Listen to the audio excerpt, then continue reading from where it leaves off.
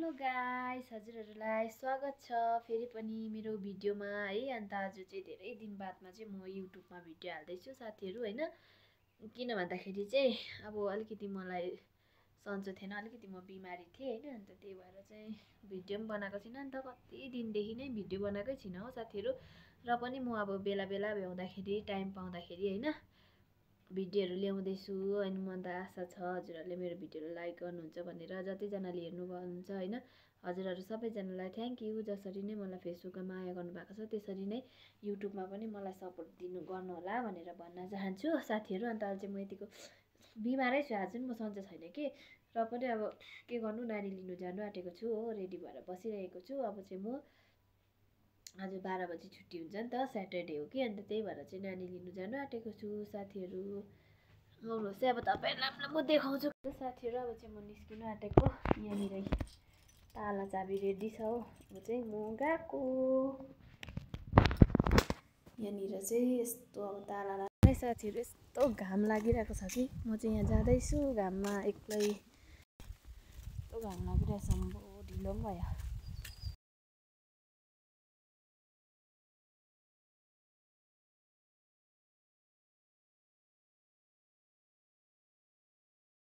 के खाने नानी?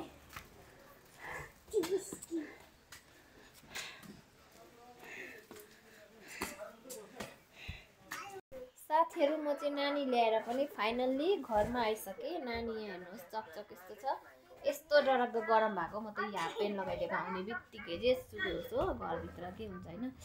आइया अब कुटे खाइ हेर्नुहोस् त साथीहरू, यस्तो घिनलाग्दो ह्याबिट भइसकेको छ कि टोकेको। हेर्नु न मलाई यहाँ कस्तो बेउरा देख्छ, यस्तो बेउरा देख्दा त नि के गर्नु, अब कुट्टिदिनु मन लाग्छ। फेरि यसो हेर्छु माया लाग्छ, के गर्नु हो।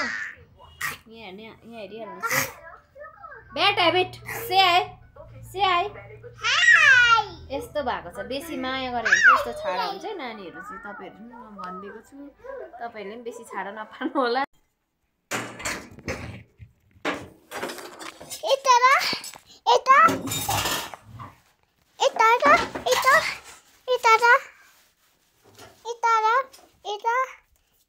Hello guys, it's Nana.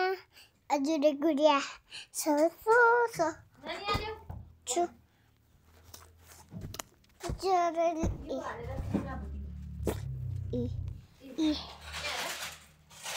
Ajure.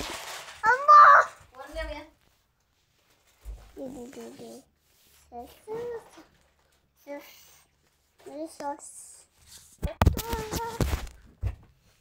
Hello?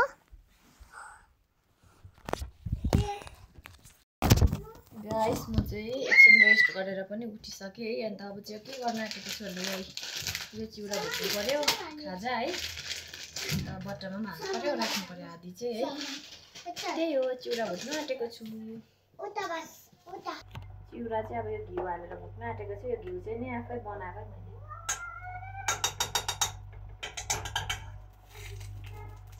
घिउ हालेर भुट्नु पर्यो।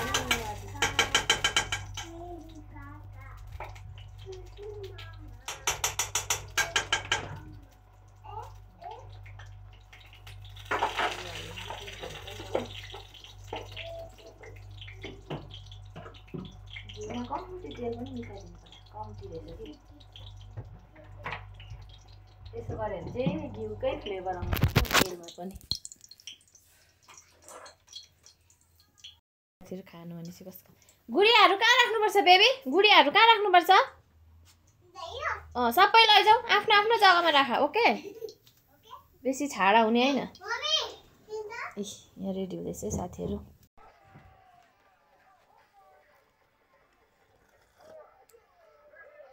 यी साथीहरू मैले चाहिँ त्यही खायो किनकि म बिमार सन्चै छैन, पेट दुख्दैछ कि त्यही भएर।